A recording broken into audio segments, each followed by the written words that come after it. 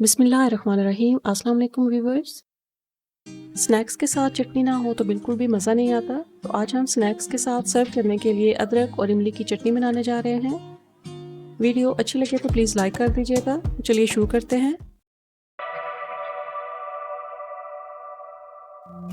2 inch या 30 ग्राम अदरक का टुकड़ा छीलकर ग्राइंडर में डालें।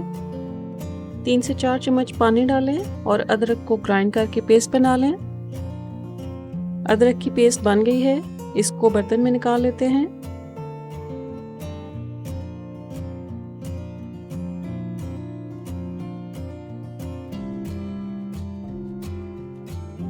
पैन में 1 बड़ी चम्मच कुकिंग ऑयल डालें और दरमियानी आंच पर ऑयल गरम करें। अब इसमें 1 छोटी चम्मच माश की दाल डाल दें।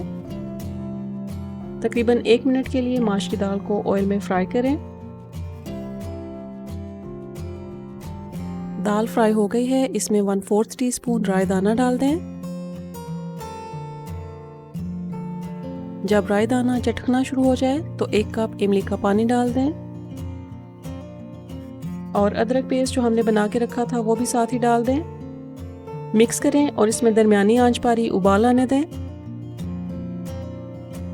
चटनी में उबाल आ गया है। अब इसमें 1 छोटी चम्मच सुरख मिर्च पाउडर और 2 चुटकी जितना हींग पाउडर डाल दें। मिक्स करें और 10 मिनट के लिए चटनी को पका लें। 10 मिनट पकाने के बाद चटनी गाढ़ी हो गई है। आखिर में आधी छोटी चम्मच नमक डालकर मिक्स करें और चूल्हे से उतार लें। ये चटनी चावल के कबाब या फिर फ्राइड पेस्ट्रीज के साथ बहुत मज़े की लगती है। आप भी बनाएं और मैसेजेस में अपनी राय भी दें और हमारा चैनल भी सब्सक्राइब करें ताकि हमारी आने वाली वीडियोस भी आपको मिलती रहें। मिलते हैं अगली वीडियो में। Thank you for watching. अल्लाह हाफिज़।